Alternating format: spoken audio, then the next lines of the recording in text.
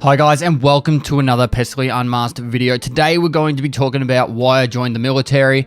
It's probably one of the most common questions I get during my live streams, or just in general. It's like, why would you join? Did you like it? What should I expect? And all that. So I'll talk mostly about the initial stages of joining the military and what got me to actually join it in the first place. And then I'll give like a brief overall history of all the stuff I did whilst in there, from some of the highs and lows and in between. So hopefully this video won't be too long. I'll try and keep it somewhat shorter, and then it might take some more time to do a little bit more detail in other fields of my experiences. So without further ado, let's crack straight into it.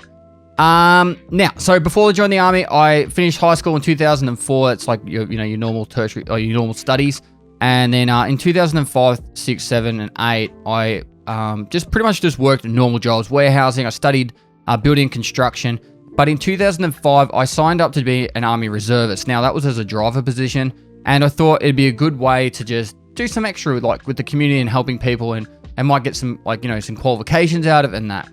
I joined, I think it was the start of end of January in 2005, and I absolutely hated it. When I got there, it was just one of those places where I was like, what the hell have I got myself into? I was only 19 years old.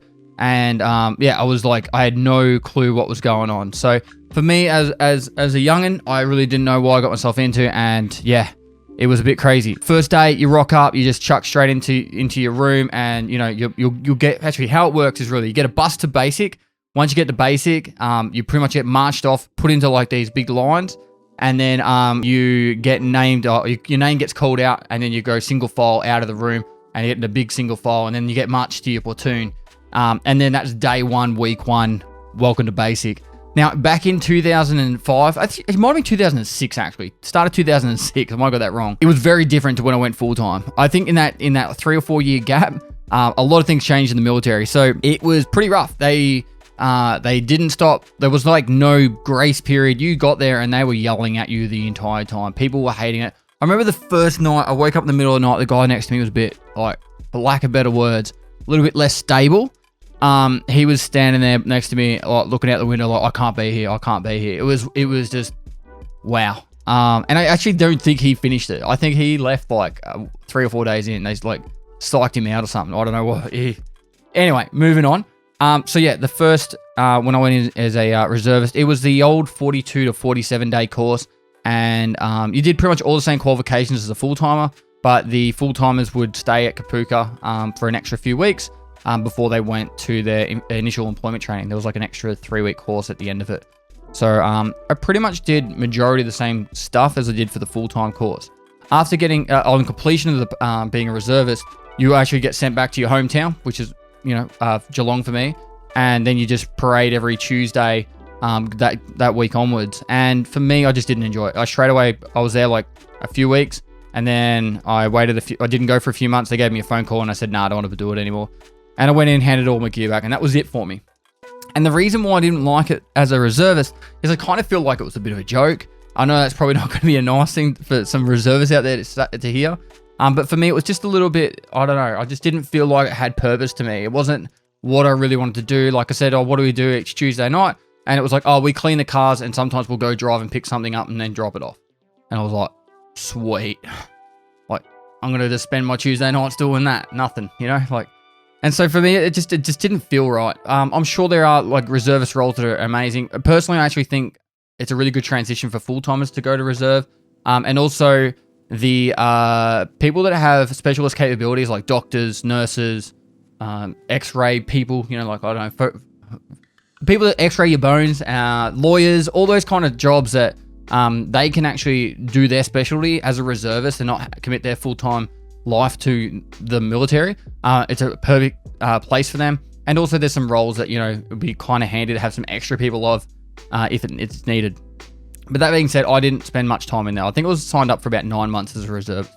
3 years later, fast forward 2009, and I think just before it was the global financial crisis of 2009, and I was just about qualified to become a builder or building inspector, and there was no jobs. And I was just like, you know what? I really want to go to the military. And I wanted to be a firefighter. Full disclosure, I wanted to be a firefighter, and I had the paperwork in to sign up. And then I lost my license to drink driving. I blew .08, which in Australia loses your license for 6 months if you're under the age of 25. And you can't sign up to become a firefighter for 10 years. So in 2008, that happened, and I was no longer able to do that. So for me, I decided, let's go full-time military, and that's what I did. So I put in my application, took about 9 months to get in there, and when I signed up, it was very different, the full-time, going in 3 or 4 years later since the last one. Pretty much because when I rocked up, it was almost like a totally different world. The same start, you know, you go to the in there, you line up in your lines, and then you get master your platoon, and then once you got master your platoon, it was like, all right, guys, so you know, we'll have a lesson in half an hour. It just felt totally different. The first time I was there, a comparison, I was standing in my room, and like my corporal walked into the room, and he just like, who are you? Like he like grilled us straight from the start. But the second time, it was like, hey, my name's Corporal so-and-so, welcome to Kapooka. Like, it was just mind-blowing. Like, it was so much different. I didn't tell anyone that I had done reserves. I kept a lid on it, 100%. In hindsight, I probably should have said something because I probably could have skipped majority of Kapooka.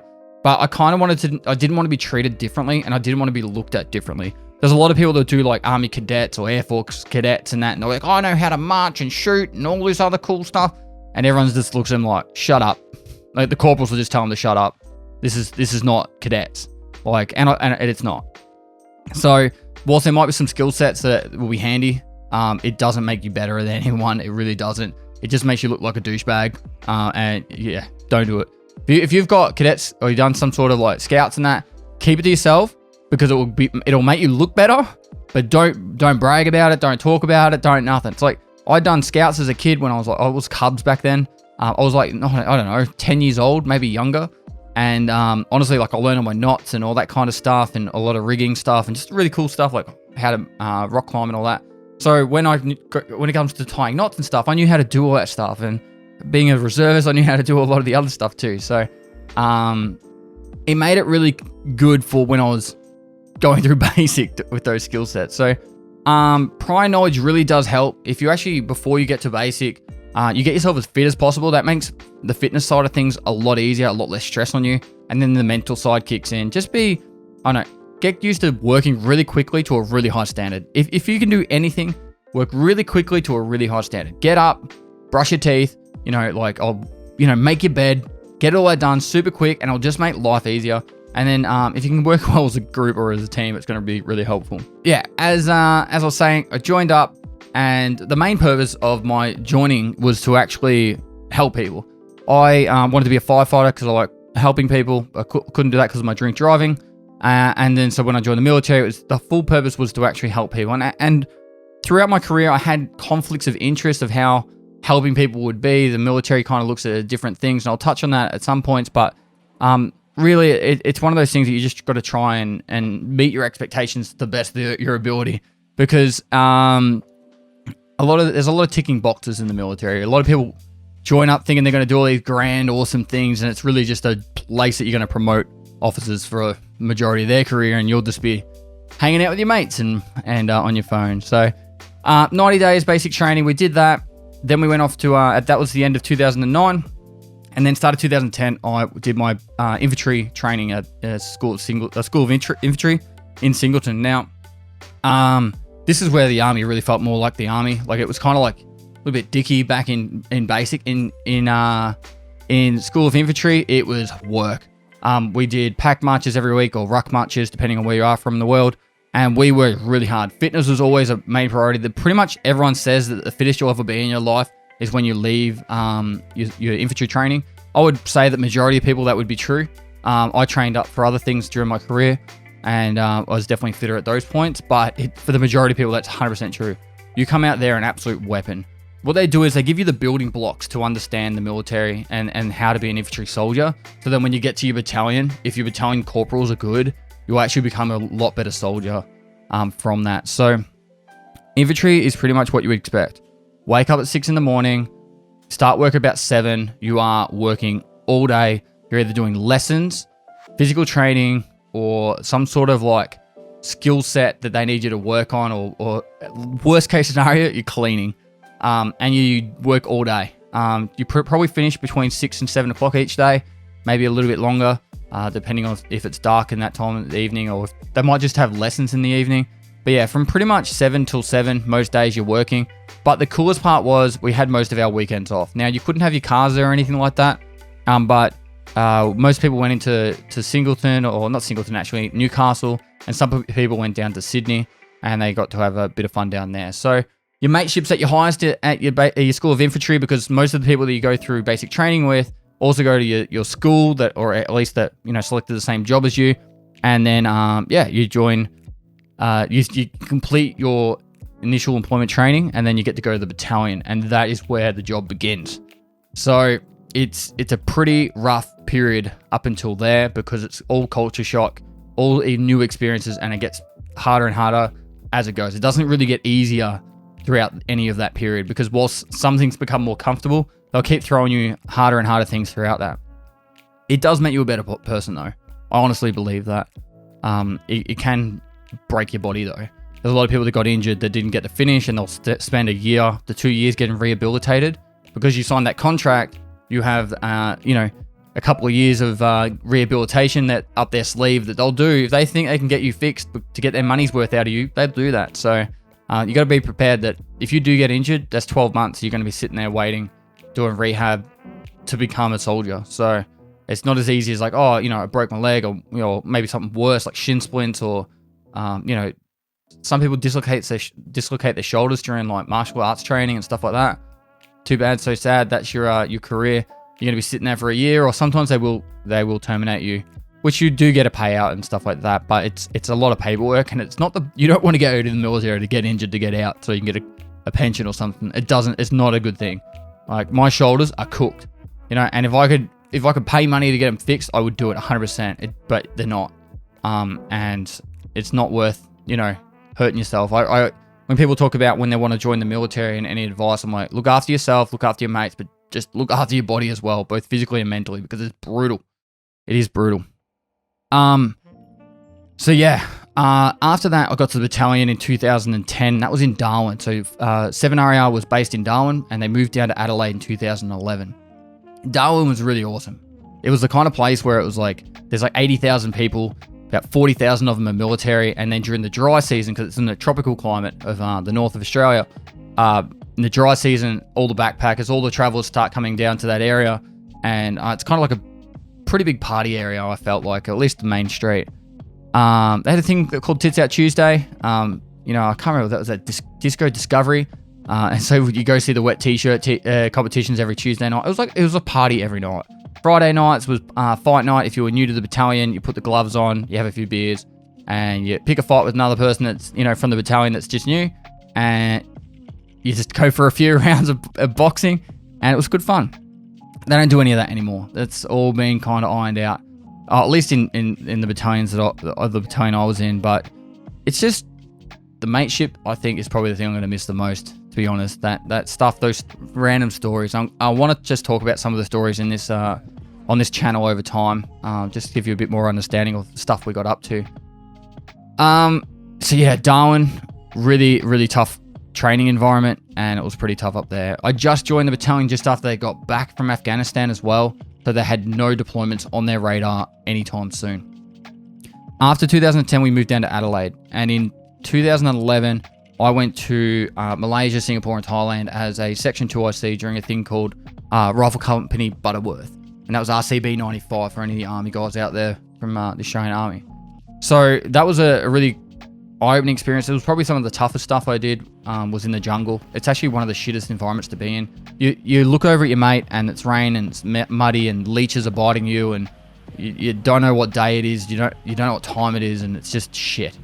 And there's no way going home. You're just sitting there in the rain, and you can't get dry, and it's just, that's where you really find out who actually can be a soldier, in my opinion, at least from training experiences, because you know the ones that actually can just put up with the shit and get the job done, and not just little complaining people. So that was pretty much my 2011. In 2012, I was lucky enough to get into Reconnaissance, and I wasn't actually trained as a reconnaissance soldier until 2013, but they tried to send a few of us over to Recon Platoon in Support Company, and I learned a lot of stuff there. That was the fitter soldiers in the battalion got put there. and it was you were trusted to be more of an adult in that platoon. You were told to do a task, and you did the task to the highest of your ability in small groups. If you shot a bullet, you pretty much failed your mission, and it was just a really high quality level of soldiering. And if there anyone who is like really green out there, like is in the military, that's the place you want to be if you're like a super green soldier. And some people consider it a stepping stone to snipers. I never had any ambitions to become a sniper. At the end of 2012, our battalion picked up pretty much the whole battalion picked up and went on deployment. I was in the training up for special forces at that stage, and I was probably the fittest I'd ever been. And they selected a company and a heap of people to go to Afghanistan, and I didn't get selected. It's the way I can explain it, guys, is it's pretty much, it's not who you are, it's totally where you are. Like, they were not going to send anyone over from reconnaissance. All they sent over was some of the snipers and the platoon commander and platoon sergeant. Everyone else didn't get a trip. Then they decided they were going to send over a platoon extra, and because I had my special forces application in, I said no. So they offered the position to me, but they had offered it to a lot of people and then backed out on it later. And if I had said yes, I would have had to pull my special forces application, and I didn't want that to be like a strike against me when it comes to selection, because what happens is when you go for selection, they want to know you're serious about joining it. So if you pulled an application just to go on a deployment, they'd be like, are you serious about joining the military, joining the special forces and that? Or are you just, like they would ask all those kind of questions. And I was serious about joining it. Unfortunately, I didn't get in, and story for another day, I guess. But the trips went ahead, and pretty much by the mid 2013, the entire battalion, except for about 2 or 3 platoons, was deployed in Afghanistan. So I was sitting back in Adelaide with honestly, there was about 80 of us, and we weren't on the trip. And so I was sitting there like, what am I doing with my career? I was at my 4-year mark, coming up to my 4-year mark. I wasn't sure what I wanted to do. And I started thinking about how I wanted to help people and how would I do that. And I felt like if I was just sitting around for another 4 years for a deployment, that's not helping anyone. That's not doing anything good. So I thought maybe I could become like a better asset to the Australian Army. So I found out how to become a linguist, and I put the paperwork in to go to School of Languages in Melbourne and study Indonesian. And I got selected to go there. I studied Indonesian for the entirety of 2014, and that was pretty much like a civilian. You still wore a uniform, you're on a military base, but you're in a classroom with either civilian or military teachers, and I had a colonel sitting next to me, and we just chatted like everyday people. So it was a bit of a culture shock in that respect, because who sits next to colonels during their like normal class? You know what I mean? It just felt weird. But by the end of it, like, you just have beers together. They're just people. And during that year, I found out there was an actual opportunity to go over to the country you were studying the language of and live there and study more. And I got selected. I got picked to go there to Indonesia and study there for another 6 months. That was the golden ticket. I tell you what now. So I had 6 months in Indonesia, my full military pay while I was there, and a $20,000 tax-free bonus to pay for all the other stuff that I was going to be doing there, like eating. So you think about a country like Indonesia, I was spending about $300 a fortnight every 2 weeks. I was getting my $1,800 every 2 weeks coming in, and I had $20,000 in the bank. And I was honestly living like a king. Hotel paid for, everything. I had a suite in the hotel. I lived in a hotel. Most people had apartments when they were living around in the world, but to meet the security measures for the Australian Army for Indonesia, you had to stay in a hotel. So, because they had actual security guards on the gate and stuff like that. So, lived in a hotel, fully paid for, everything was paid for, and I had met some of the coolest people. I met diplomats from around the world that were studying languages. Australians that were over there learning it for their PhDs, and they were like doing PhDs of, I don't know, random stuff. And it was just really cool to actually speak day to day with normal, random people with different skill sets and qualifications, and meet Indonesian people and travel Indonesia. And I climbed volcanoes over there. I saw orangutans in the wild. I just went and did all the cultural things you could do. I flew up to I lived in Java. I lived in Yogyakarta on the island of Java. which is kind of central in Indonesia. It's where Jakarta is. And I spent 2 weeks up in Sumatra in the top left of Indonesia where there's no white people. Like, I walk down the street and it's like people would slow their car down and look at you, you know. And then once I started speaking Indonesian, their minds were blown. They were like, what the hell is this? You know, and I got a taxi ride to a volcano one time. Actually, it was from a town to a town. And some of the conversation we had was just so ridiculous. He was telling, because every like area of Indonesia has different dialects for all their languages, because they got like hundreds of languages there too. And I'd spent like weeks learning all the swear words for all the different dialects. There's another YouTuber called Sasha Stevenson.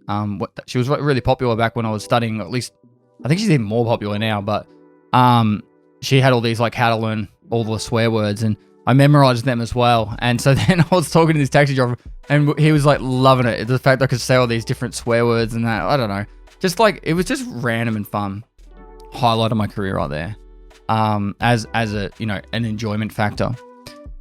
Then from there, went back after I finished the training over there. I went back to Adelaide, and I hadn't really done any infantry soldiering for 18 months. I had done 0.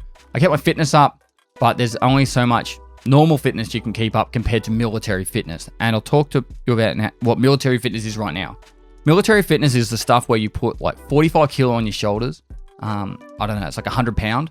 And then you walk for like, I don't know, 30 mile. And that's not an exaggeration. Like 50 kilometers in a day is probably about the furthest I did, but it's not an exaggeration. And I went back into the middle of the year, which was right in the peak of the season for training. And I pretty much got told straight away, put your pack on, we're going. And I think my first pack march was 10 kilometers and it killed me and I finished it. And then the next one I did was 20. And I was so sore after. I didn't actually do any pack marching for 2 more weeks, but at the end of the 2 more weeks, we went out on an exercise and we walked, I think, 70 kilometers in the first like 72 hours. And I could barely hold my head up at the end of it. And it destroyed my shoulders. And I pretty much suffered from the rest of my career with bad shoulder pain from that point onwards. I still have them. And I really should have been more vocal and like stuck my, I don't know how to word it. I should have been telling them I can't, it's going to cripple me. Like, because it ruined my career. I could not actually work. And I was kind of like the stubborn mind of like, I know, I just push through the pain, and it didn't help. And then I started actually putting the, I started putting all the forms in. And then once you can't do your job, people kind of look at you a lot differently. But the silver lining is, I did a couple of activities for one brigade where I was translating Indonesian for them, and I got noticed by like a brigadier or something. I don't know. Some bigwig in Canberra used a photo of me as a reference for translating Indonesian with the Indonesian army. And then I became like the go-to guy for translating for anything for one brigade, which led into pretty much the end of 2015, twice in 2016, or for 3 months in 2016, and then also again in 2017. I was either in Indonesia or Darwin translating for these massive like multinational like cooperation stuff. And it was just some of the most coolest fun things to do. Meeting Indonesian soldiers and talking about their stories and sharing the experiences between the two armies. And I actually honestly believe I helped build the relationships between Indonesia and Australia. And for me, that I feel like I'm doing good for the world, at least doing that. So I felt like I actually got my job satisfaction in that period. However, towards the end of my career in 2017, my shoulder's playing up. I went back to Malaysia and I pushed through the pain over there. I actually wanted to further my studies to become a Chinese translator, and my application got denied. And so I decided enough's enough. I'm not breaking my back anymore for these guys, or at least my shoulders. And I decided to quit. I decided to leave the military. After I left, I didn't really have a good plan. My plan was to play video games and go fishing for 3 months and figure out what I wanted to do with my life. And that's how I started streaming. I didn't have any friends. I had like a couple of guys still in the army that were mates, and all my mates lived thousands of kilometers away, like about 1,000 miles away from where I lived. And so I wanted to make some friends, and I started streaming, and that's what led to this whole content creation world, which I never expected to take off as much as it did, but I love it. I love what I do. I've waffled it on a lot. I was going to title this Why I Joined the Military, and I probably still will. But I know I spoke about how the military worked and all that. All these different stages of my military career, I could make a video on, and I probably will over time. I know people want to like know more about how it all works, more about basic training, more about infantry training and how it changes and the things you go through. And it'll be a really great experience to share that with you. And I'll try my best to do it to the best of my ability. And hopefully you guys enjoy it. And it's a good place for me to just be able to keep a diary, I guess, like a vlog of just things that have happened in my life. Now I'm going to be putting lots of photos and the videos in the background if you haven't seen them already. I don't know, you maybe had it listening through your radio or something. But hopefully you guys enjoyed this video. I'll be doing more. So apologies for the lack of videos over the last couple of weeks. I'm still in transit back from Netherlands to Australia. We finally got back to Adelaide now, but the problem is we're trying to get situated in a house and we don't have the greatest internet. So it takes me ages to upload anything. So it is what it is. So hopefully in the next few weeks, we'll be well and truly back into full swing of content creation for you guys. And hopefully you guys enjoy this stuff.